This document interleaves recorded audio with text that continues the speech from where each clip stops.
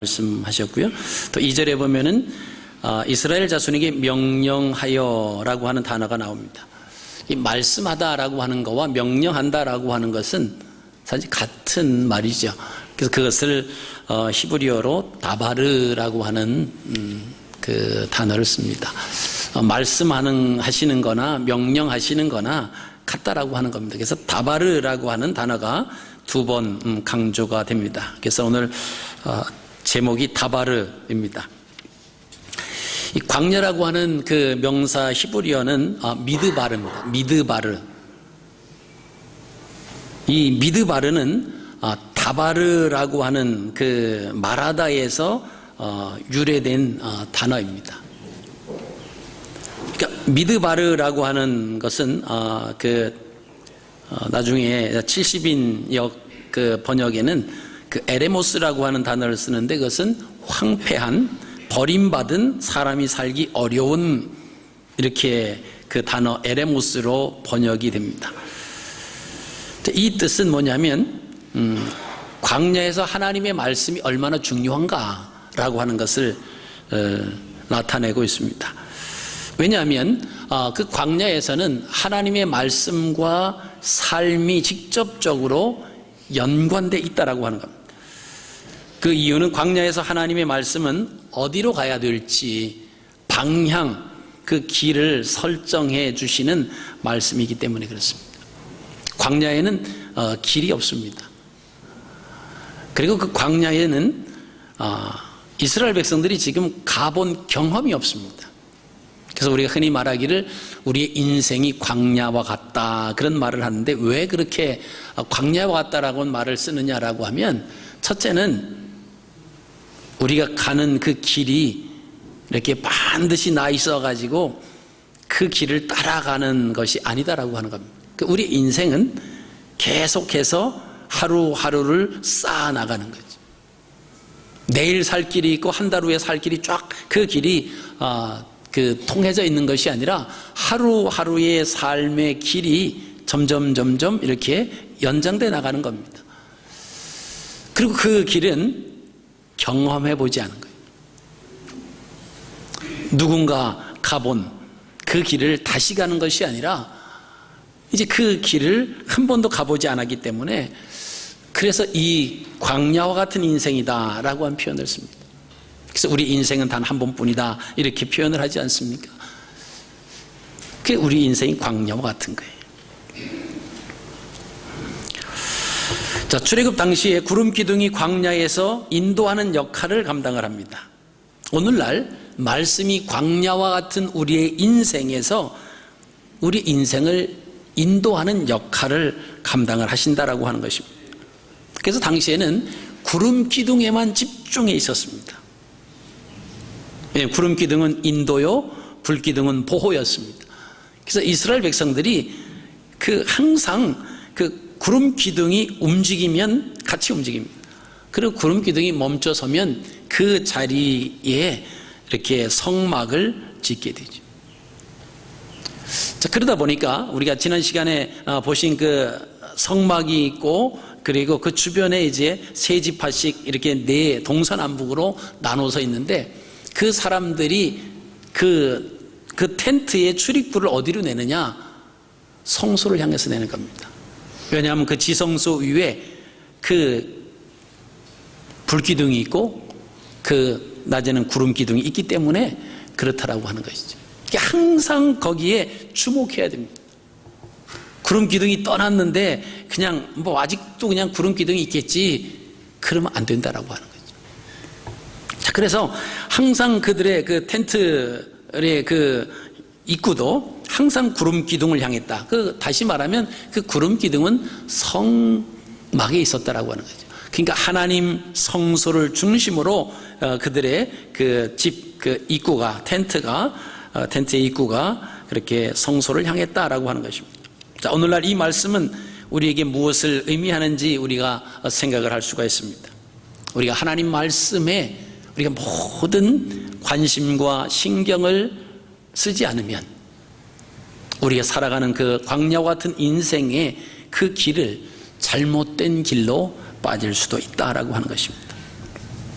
그래서 하나님의 말씀의 능력은 태초나 지금이나 변함이 없다라고 하는 것이죠. 그대로 이루어집니다.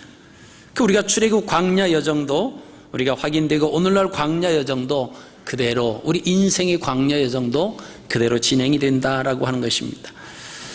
하나님은 에담에서 지도자 모세에게 두 가지 내용을 다바르 하십니다. 말씀하셨다라고 하는 거예요. 그리고 명령하셨다라고 하는 것입니다.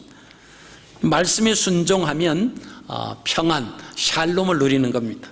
그래서 오늘 본문 2절 말씀을 보시면 이스라엘 자손에게 명령하여 돌이켜 바다와 믹돌 사이에 비아히롯 앞 곧 바알스본 맞은편 바닷가에 장막을 치게 하라. 자, 여러분들이 지난주에 한번 보셨던 그 지도를 한번 살펴보시기를 바랍니다. 자, 잘 보이시나요? 자, 여기서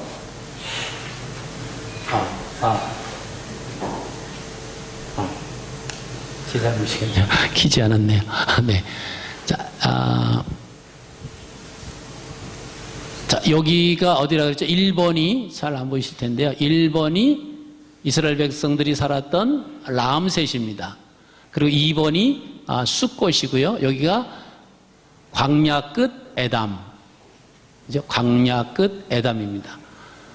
자, 여기서 이제 이렇게 내려오는 거죠. 내려와서 숫곳에 한번 진을 쳤다가 그 다음에 다시 광야 끝 에담에 진을 칩니다. 그래서 여기서 다시 이제 돌이켜라고 하는 그 말씀이 오늘 2절 말씀에 있습니다. 오늘 2절 말씀을 보시면은 이스라엘 자손에게 명령하여 돌이켜 바다와 믹돌 사이 비아히롯 앞 곧 바알스본 맞은편 바닷가에 장막을 치라. 여기서 두 가지 명령을 하시는데요. 첫 번째는 돌이키라라고 하는 것입니다. 출애굽기 오늘 본문 말씀 14장 2절 말씀에 우리가 개역 개정판이 되기 전에 그때 보면은 개역 한글판을 보면은 돌쳐서라고 하는 단어가 나옵니다. 돌쳐서. 이 출애굽기 2장인데 여기 개역 개정은 돌이켜고 개역판은 돌쳐서 턴백 하라고 하는 것입니다. 내려오다가 다시 올라가라. 이렇게 내려오다가 이쪽으로 가서 이제 이쪽으로 가야 여기 이스라엘이 있지 않습니까? 여기서 출발을 해가지고 내려와서 한번 숫곳에서 묵고 또 광야 끝 에담에서 묵고 여기서 다시 돌아가라고 하는 거예요. 일로 계속 넘어가야 되는데 여기서 돌아가라라고 하는 것이죠. 그래서 이 호수가 만젤라 호수고 이것이 비트 호수다라고 하는 거죠. 근데 지금 이제 많은 학자들이 만젤라 호수를 건넜을 것이다, 아니면 뭐 비트 호수를 건넜을 것이다 이렇게 얘기를 합니다. 그러면 지금 나오는 요 에담이라고 하는 광야 끝이 사실은 여기 어디냐라고 하는 게 따라 다르죠. 또 4번 비아히롯인데 비아히롯이 여기 바알스본은 여기 있습니다. 비아히롯인데 비아히롯이 어디에 있느냐에 따라서 달라요. 그래서 주로 이제 이쪽으로 이렇게 건넜다라고 하는 설임인데 뭐 여기 만젤라 호수를 건너든가 비트 호수를 건너든가 그것이 그렇게 사실은 이제 중요한 것은 아니죠. 여기가 이제 또 요 밑에가 이제 수에즈로 이렇게 쭉 돼 있고 지금은 이제 여기 전부 다 수에즈 운하로 지중해에서부터 이쪽으로 전부 다 그 수에즈 그 운하가 지금 돼 있습니다. 그래서 지금 여기 보면은 호수들이 이렇게 있는데 그 당시는 이제 바다라고 그랬다고 하는 거죠. 여러분 호수라고 하는 단어가 언제 생겨났을까요? 그 단어가 자꾸 이제 생성이 되는 거예요. 네, 옛날에는 물이 있으면 바다였어요. 많으면 큰 바다, 작으면 작은 바다. 그러다가 이제 호수라고 하는 개념이 이제 생겨나서 이제 호수라고 하는 단어를 썼는데 그래서 이제 우리가 그 이스라엘 백성들이 홍해 바다를 건넜다. 그잖아요. 홍해 바다예요. 물이 많다라고 하는 거고요. 그 레위기 말씀을 보시면은 그 제단 앞에 가기 전에 이제 물을 손발을 씻는 이제 물이 있잖아요. 대야에다가 물을 받아놨는데 그 솔로몬 성전을 지으면서 그 물두멍이라 그러는데 그 물두멍을 크게 만들어놨습니다. 그 이름이 바다예요. 물이 많이 있다 해서 물이 얼마나 많았겠어요. 근데 물이 많다라고 하면 바다라고 하는 그런 단어를 썼다라고 하는 것을 생각을 하시고요. 지금 이제 비트 호수라고 하는 요 비트 호수는 지도상에 나와 있습니다. 지도상에 나와 있고, 뭐 람셋이나 숫꽃, 그다음에 에담이 불확실해. 에담이 어디에 나왔는지 그 옛날에 불러지다 이제 벌써 뭐 수천 년 전이니까 이제 없어졌고, 비하히롯도 어딘지 사실은 정확하게 나타나지는 않습니다. 그러나 이제 다른 것 이렇게 조명해 볼 때, 여기를 왜 바다 끝이라고 했느냐, 에담을, 광야 끝이라고 했냐면, 만약 광야 끝이 그 앞에 부분을 좀 보여주세요. 앞에죠. 예. 바다 끝이 여기라고 그랬는데, 광야 끝이 여기라고 그랬는데, 여기 관점을 봤을 때, 만약에 이쪽으로 건넌다라고 하면 여기까지 내려올 수 있다는 거죠. 여기가 이제 수에즈 은하인데, 그러면 너무 멀다라고 하는 겁니다. 광야 끝. 사람들이 보통 끝이다라고 하는 건 자기 시야에서 가물가물할 때 그 보이는 것이 이제 끝이다. 이렇게 얘기하는 것을 보면, 네, 그 다음 다시 넘겨주시고요. 그렇게 되면은 이제 이쪽으로 건넜을 가능성이 높다라고 하는 것입니다. 물론 이제 이게 그 만젤로 호수를 건넜던, 비트 호수를 건넜던, 우리가 흔히들 말하는 그 홍해로 말하는 그 수에즈, 그쪽을 그것도 이제 다 위에 호수인데 그쪽으로 건넜던 그것이 중요한 것은 사실 아닙니다. 아닌데 오늘 말씀을 보시면 하나님께서 내려와서 에담에서 진쳤다가 다시 턴백하라, 돌아서 올라가라 라고 하는 이제 그 말씀을 이제 관심을 가지시면 그것이 더 우리가 성경을 보는데 유익하다고 생각이 되어집니다. 그래서 원어적인 의미로 보면은 이제 우리가 그 개역 한글에는 돌쳐서라고 표현이 됐죠. 그리고 지금 개역 개정에는 돌이켜라고 하는 단어가 썼고, 그 원어 그 히브리어에는 뭐라고 썼냐면 뒷걸음치어서, 이렇게 뒷걸음쳐라. 그러니까 오다가 뒤로 이렇게 뒷걸음쳐서 가라라고 하는 거지. 이제 그 표현은 뭐냐면, 자, 사람이 이렇게 가다가 쭉 왔어요. 와서 뒷걸음을 쳐 갑니다. 그럼 오던 길로 똑바로 갈 수 있을까요? 비껴가잖아요. 그러니까 이제 그것을 이제 얘기해서 오던 길로 돌아가라, 그럼 일로 가야 되는데 뒷걸음 쳐가라, 그러다 보니까 이제 이렇게 갔다라고 하는 이제 그런 것까지도 저 히브리 단어에는 표현이 포함이 되어 있다라고 하는 것입니다. 그래서 하나님께서 모세에게 첫 번째 말씀하신 것이 뭐냐면 돌이켜라, 턴백하라 라고 하는 것입니다. 자, 에담을 떠나서 이 말씀이 또 정확하게 또 기록되어 있는 성경이 있는데 그게 민수기 33장 7절입니다. 제가 미처 준비를 못했는데 한번 여러분들이 기록해 놓으시고 아니면 성경을 찾아보고 민수기 33장 7절 말씀을 보시면 그렇게 표현했습니다. 에담을 떠나 바알스본 앞 비하히롯으로 돌아가서 밋돌 앞에 진을 쳐라. 그러니까 돌아가서, 그죠? 비하히롯으로 돌아가서, 그러니까 내려오던, 이렇게 오던 곳으로 이제 비하히롯이 여기죠? 4번 비하히롯으로 돌아가서 거기에다가 진을 쳐라. 바알스본과 밋돌과, 이게 밋돌이 지금 어디 있는지, 사실 지금 현재 지도상에는 찾아볼 수가 없습니다. 근데, 이것이 비하히롯이고 이게 바알스본이다라고 하면 이 비하히롯과 바알스본 요 사이에 그 밑돌이 있을 거다라고 하는 거죠. 그래서 일단은 요 호수 앞에다가 해변이라 그랬죠. 해변 앞에 사실은 이제 호수 정도인데, 근데 호수라고 해도 그 길이가 그 수십 킬로 됩니다. 우리가 그 갈릴리의 그 성지순례를 가시면 갈릴리 바다라고 그러잖아요. 그리고 갈릴리 호수라고도 하고 그렇게 표현을 합니다. 이게 이제 그 당시에 물이 많으니까 사실 바다는 아니거든요. 그러니까 바다라고 표현도 하고 그랬다라고 하는 것을 생각을 그렇게 하시면 우리가 성경을 이해하는데 조금 도움이 되실 줄 압니다. 그래서 민수기 33장 7절에는 비하히롯으로 돌아가서, 그러니까 이 말은 돌쳐서 돌이켜 뒷걸음질 쳐서 돌아가서 이런 표현들은 뭐냐면 하여간 내려오던 길을 다시 거슬러서 하여간 왔던 쪽으로 약간 비껴는 같지만 올라갔다라고 하는 거예요. 그 광경을 지금 누가 보느냐? 애굽 사람들이 본다라고 하는 겁니다. 애굽 사람들이 보면서 저 사람들이 이제 우리를 떠나는구나. 10번째 재앙을 통해서 어쩔 수 없이 보내잖아요. 뭐 아들이 다 죽어, 장자들이 다 죽고 뭐 초태생들이 다 죽으니까 바로가 더 이상 안 되겠다. 그리고 이제 다 마음껏 데리고 네 마음대로 뭐 금은 다 가지고 원하는 대로 가라. 이게 첫 번째는 그럼 부인들과 자녀들은 놔두고 너희들 남자들만 가서 제사하고 와라. 뭐 이렇게 계속 이제 재앙이 임할 때마다 그 딜을 하거든요. 근데 이 10번째 재앙이 일어나고 나서는 이 바로가 두 손 드는 겁니다. 너 마음대로 자녀들 다 데리고 가도 되고 부인들 다 데리고 가도 되고 종 다 데리고 가도 되고 그 동물들 다 데리고 가도 된다. 가라. 여러분 그게 쉬운 것 아니잖아요. 지금 430년이라고 하는 긴 세월 동안을 이 사람들이 가서 거기 정착하고 살았습니다. 그리고 이제 나중에는 이 사람들이 가지고 있는 그 노동력이 대단했습니다. 나올 때 그 남자들 20세 이상 된 남자들 수가 우리가 어림잡아 60만이라고 하잖아요. 그러니까 노동력을 가지고 있는 20세 이상 된 사람들이 이제 군사력으로 전쟁에 나갈 수 있는 사람들인데 사실 그것을 노동력으로 바꾸면 노동력으로 갈 수 있는 그 사람이 60만 명입니다.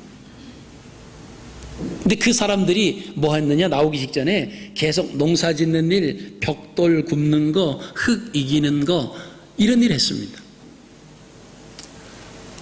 뭐 그 사업을 하시는 분들이 계셔서 아시겠죠. 밑에 있는 이 사람들이 이따가 빠져나가면 난리 나잖아요. 근데 나라적으로 60만 명이 빠져나갔다 생각해 보세요. 뭐 보내기는 어쩔 수 없이 보내긴 보냈지만은 사실은 쉽지 않은 거죠. 그래서 저 사람들이 내가 보낸 게 잘했나 아니면은 이게 내가 그냥 또 우연의 일치인데 그냥 보냈나 뭐 여러 가지 그 시비가 엇갈릴 겁니다.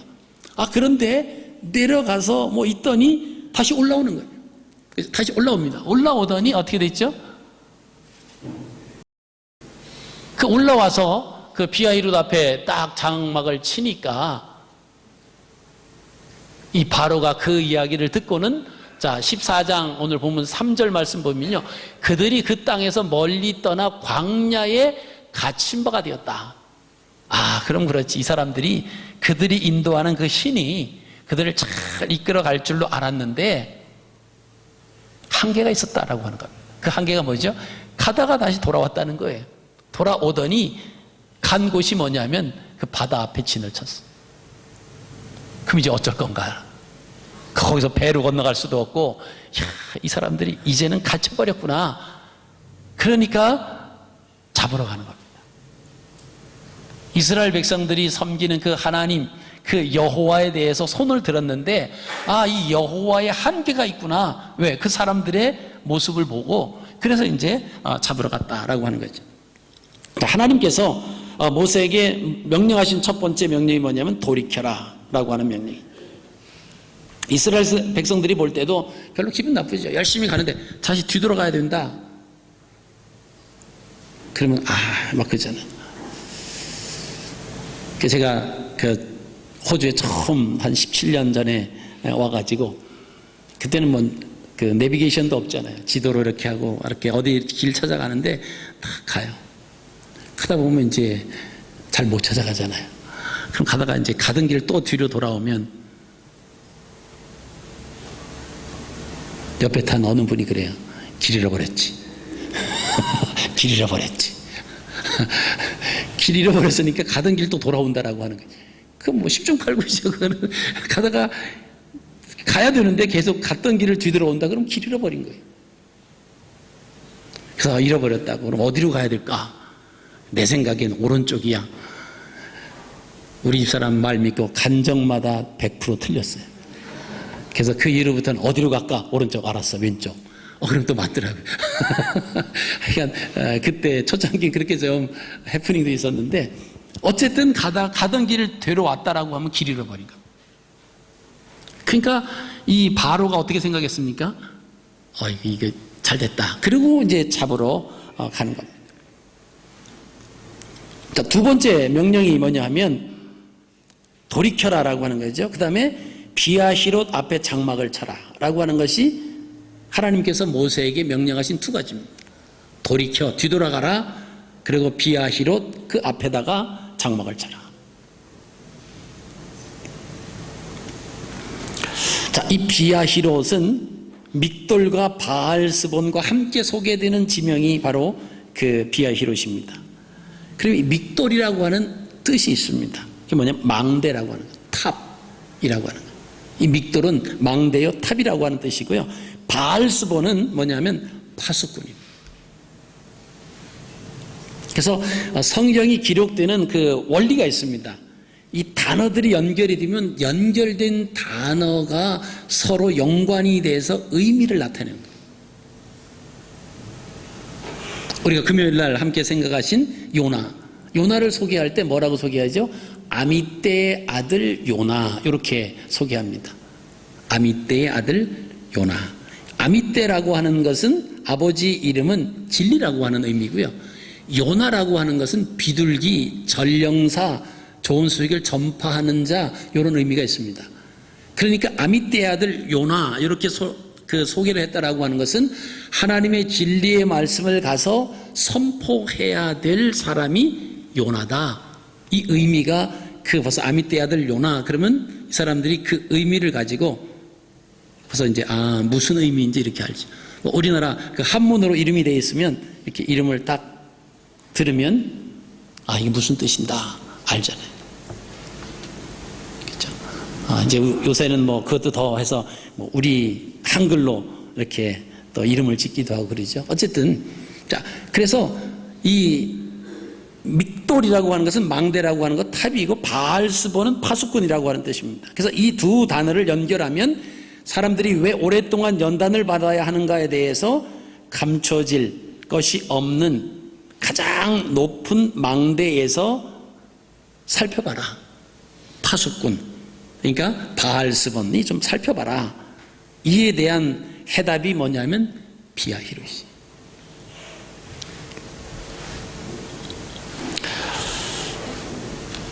자, 그러니까 왜 연단을 받아야 되는지 높은 망대에서 한번 살펴봐라. 이게 이제 믹돌과 뭡니까? 그 바알스본의 그 두 단어의 의미입니다. 그럼 뭐를 살펴봐야 되냐면 비하히롯이라고 하는 게 이제 답이다라고 하는 거예요. 그 비하히롯의 뜻은 동굴 입구 호리병이라고 하는 의미가 있습니다. 동굴이 있잖아요. 그 동굴 입구와 호리병. 자, 동굴 입구는 크지요. 호리병의 입구는 작습니다. 그러니까 왜 사람들이 고난을 받아야 되고 그러는지 높은 데 올라가서 이렇게 좀 살펴보는데 그 보이는 것이 비하히롯이.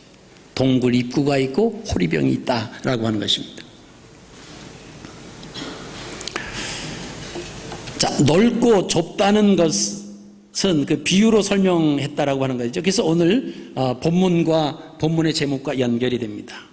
그게 뭐냐면 본문의 제목이 다바르예요. 말하다. 그러면 하나님의 말씀은 동굴 입구의 비유가 되는 겁니다. 사람의 말은 호리병의 비유를 하는 거예요. 그러니까 하나님의 말씀은 능력이 나타나는데 사람의 말은 왜 능력이 나타나지 않느냐라고 하는 거고요.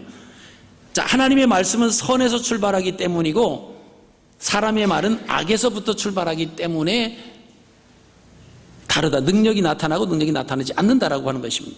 그래서 하나님의 말씀은 능력이 있기 때문에 순종하면 그 가운데서 샬롬, 평안을 누린다라고 합니다. 광야에서 하나님의 말씀을 신뢰하여서 귀를 기울이고 말씀대로 살아가면 그러면 샬롬한 삶을 살아갈 수 있다. 환경과 상관없이 샬롬, 평안을 누린다라고 하는 겁니다.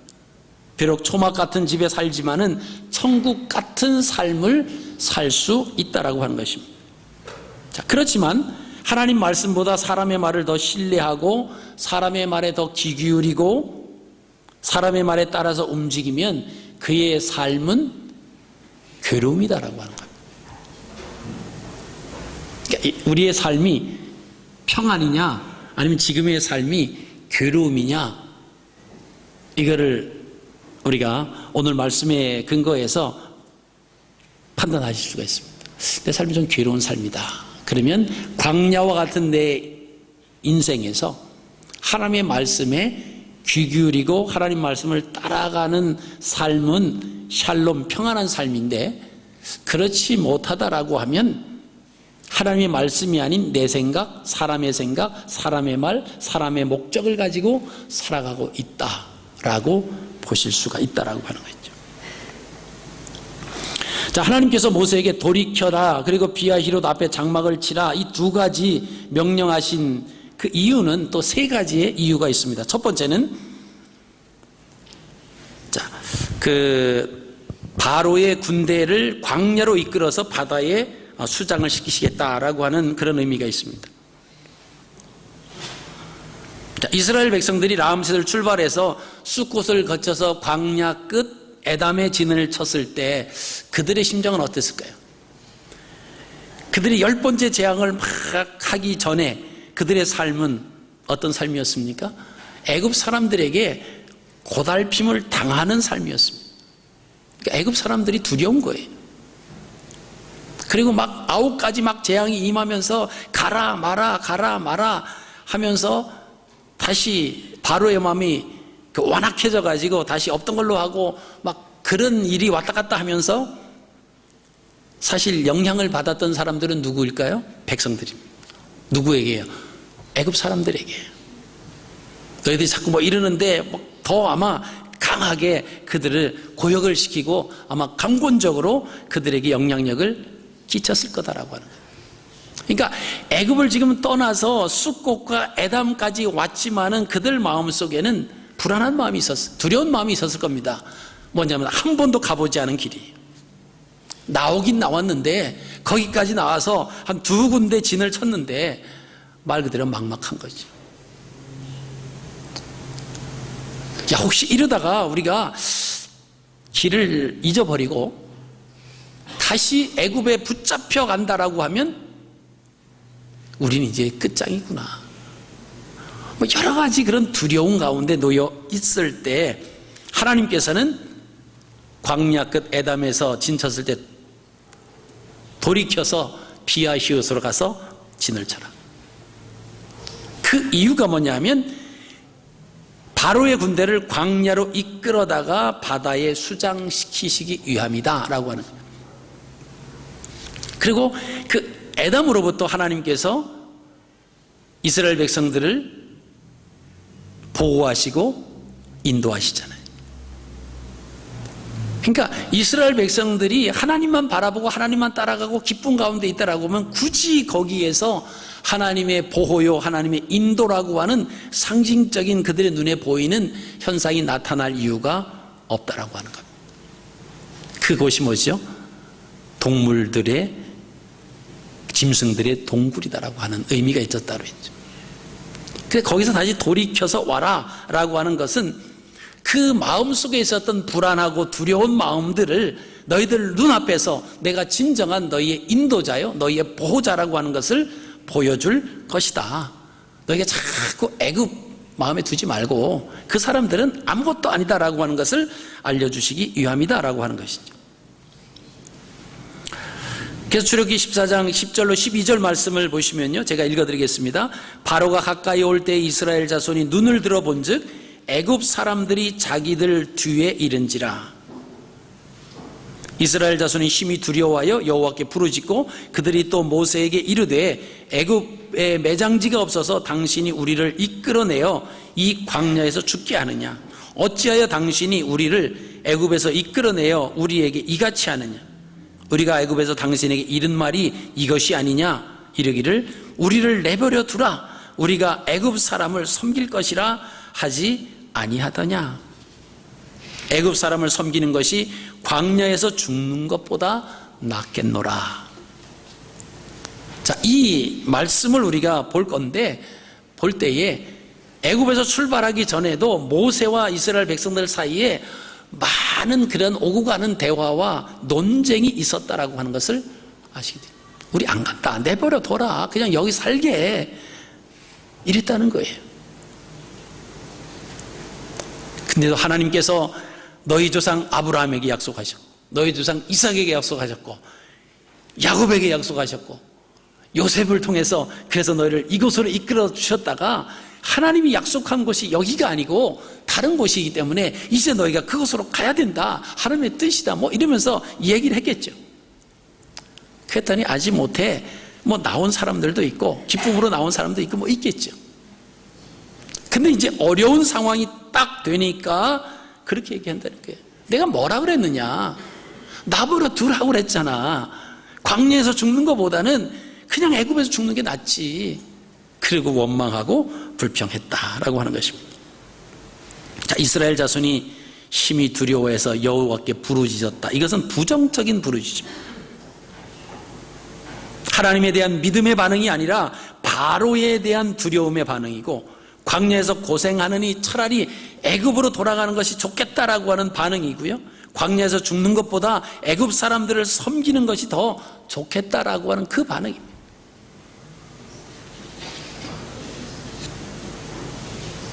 하나님을 신뢰하고 하나님을 세우신 모세를 신뢰하는 생각은 조금도 찾아볼 수 없습니다.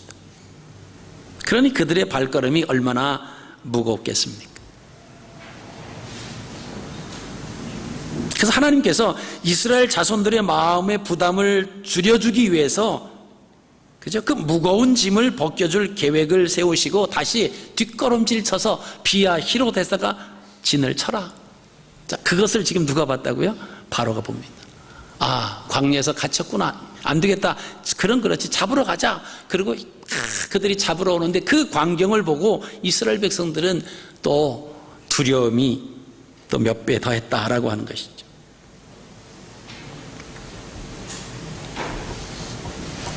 이스라엘 백성들이 눈앞에서, 그들이 보는 앞에서 그들이 바다에 모두 수장되는 것을 보여줍니다.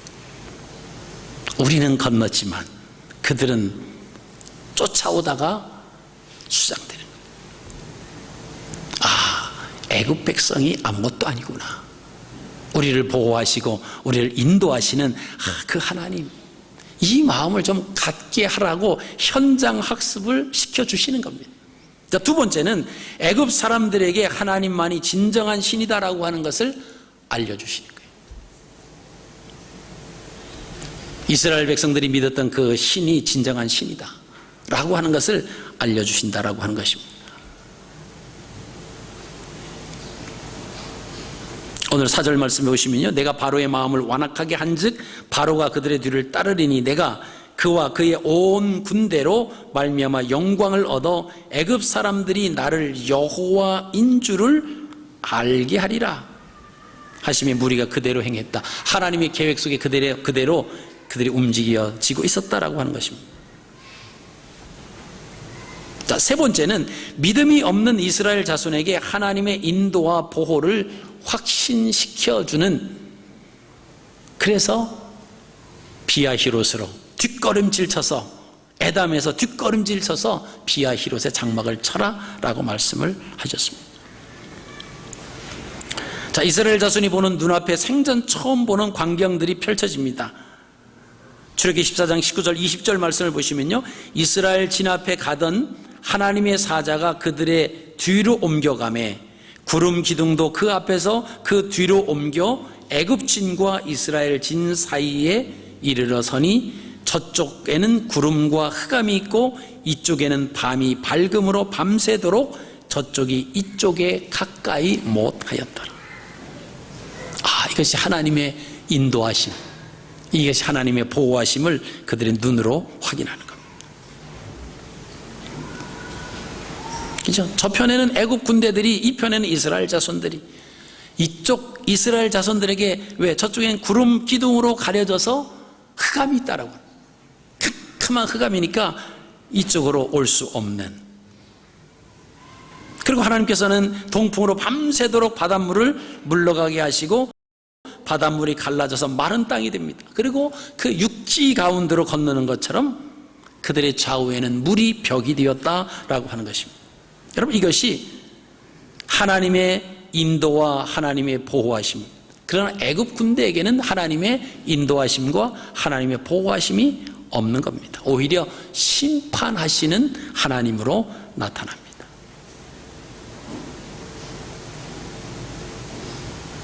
새벽에 여호와께서 불기둥 가운데서 애굽 군대를 보시고 그 군대를 어지럽게 하셨다 그랬습니다. 애굽 병거의 바퀴가 벗겨져서 달리지를 못합니다. 물이 다시 흘러 병거들과 기병들이 모두 몰살하게 됩니다. 그때 하나님께서 애굽 군대에게 하신 일들을 애굽 사람들이 출애굽기 14장 25절에 이렇게 표현을 합니다. 애굽 사람들이 이르되 이스라엘 앞에서 우리가 도망하자. 여호와가 그들을 위하여 싸워 애굽 사람들을 치는도다. 이 애굽 사람들이 하나님께서 이스라엘 백성들이 하나님이 그들을 위해서 싸우시니까 이 이스라엘에게서 도망하자라고 그렇게 표현을 했다라고 하는 것입니다. 그런 것이 하나님의 보호하심과 하나님의 인도하심입니다. 오늘 출애굽기 14장 1절에서 4절 말씀에 하나님께서 모세에게 명령하신 것은 광야 끝 에담에서 돌이켜라, 뒷걸음질 쳐라, 다시 돌아가라. 그래서 비야 히롯에다가 진을 쳐라. 자, 이 뒷걸음질 백으로 다시 가는 거는 우리가 볼 때 앞으로만 계속 가야지 좋은데 가다가 뒷걸음질 치면은 이게 후퇴구나. 근데 하나님 안에서는 후퇴가 아니다라고 하는 거예요. 그 후퇴를 통해서 하나님을 하나님으로 나타내 보이시는 것이고, 이스라엘 백성들이 가졌던 광야에서 두려운 마음, 애굽 사람에 대한 두려운 마음을 말끔히 제하해 주시기 위해서, 그리고 그 하나님은 참 하나님, 유일하신 하나님이라고 하는 것을 나타내 주시기 위해서, 그리고 그 하나님은 이스라엘 백성들을 보호하시고 인도하시는 하나님이심을 나타내 주시는 겁니다. 그렇게 해서 이스라엘 백성들을 이끌어내시는 겁니다. 여러분, 광야에는 길을 알지 못합니다. 길이 없습니다. 그렇기 때문에 하나님 말씀에 귀를 기울여야만 됩니다. 그래야 앞으로 나갈 수가 있습니다.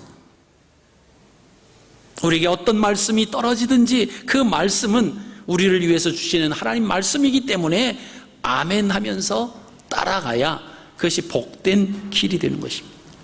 우리의 인생의 길을 우리가 가보지 않았거든요. 그래서 자녀들이 인생을 살 때 부모님의 말씀이나 연세가 드신 어른들의 말을 들으면 그들의 인생을 허비하지 않을 수 있습니다. 왜냐하면 부모들이나 연세 드신 분들은 이미 그 삶을 경험해 보셨거든요. 그러니까 똑같은 삶은 아니지만 그래도 비슷한 삶을 경험했기 때문에 그렇게 살면 그거는 잘못된 길로 갈 수밖에 없다. 왜? 경험을 했다는 거예요. 돌이킬 수는 없지만 경험한 거예요. 그게 이제 삶의 지혜죠.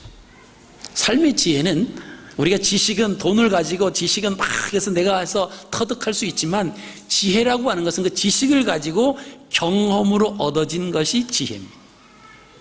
그래서 지혜는 돈으로 살 수도 없는 거예요. 자, 더 중요한 것은 하나님께서는 우리의 부모님들보다 이 땅에서 많은 경험을 하신 그런 연장자들보다 더 정확하신 하나님이시다라고 하는 거예요. 그래서 그 하나님의 말씀을 아멘으로 듣고 그 말씀대로 순종하면 광야와 같은 우리의 인생의 여정에서 우리가 그 말씀대로 순종할 때 우리에게는 참된 평안이 있다라고 하는 것입니다. 광야에서 내 생각, 내 경험, 내 지식은 아무런 의미가 없다라고 하는 거예요. 근데 자꾸 우리는 내 지식을 의지하죠. 내 생각을 자꾸만 앞세웁니다. 그러니까 오른쪽으로 가면 틀린 것이라고 했잖아요. 내 생각이 이쪽이 맞아. 근데 틀리더라고요. 그러니까 우리가 다시 길을 찾는 거니까 돌아오면 되지만, 인생은요, 한번 꺾어지면 뒤돌아올 수 있는 길이 없잖아요. 그래서 우리의 인생의 여정 속에서 하나님 말씀대로 하나님 뜻 가운데 하나님의 말씀은 아무리 오랜 시간이 지나도 변하지 않습니다. 이유는 진리이기 때문에 그렇습니다. 이스라엘 자손이 자손을 출애굽시킨 것은 하나님께서 아브라함과 이삭과 야곱에게 세우신 그 언약을 기초했습니다. 그리고 모세에게 말씀하신 출애굽기 3장 7절에서 10절 말씀을 근거하는 거예요. 출애굽기 3장 7절로 10절 말씀을 보시면 여호와께서 이르시되 내가 애굽에 있는 내 백성의 고통을 분명히 보고 그들이 그들의 감독자로 말미암아 부르짖음을 듣고 그 근심을 알고, 그래서 하나님이 보고 듣고 알고 계신 하나님이라고 하는 거예요. 내가 내려가서 그들을 애굽인의 손에서 건져내고 그들을 그 땅에서 인도하여 아름답고 광대한 땅, 젖과 꿀이 흐르는 땅, 곧 가나안 족속, 헷 족속, 아모리 족속, 브리스 족속, 히위 족속, 여부수 족속의 지방에 데려가려 하노라. 이제 가라. 이스라엘 자손의 부르짖음이 내게 달하고 애굽 사람이 그들을 괴롭히는 학대도 내가 보았으니 이제 내가 너를 바로에게 보내어 너에게 내 백성 이스라엘 자손을 애굽에서 인도하여 내게 하리라. 호렙산에서 모세가 하나님을 대면하면서 하나님 말씀하신 그 내용.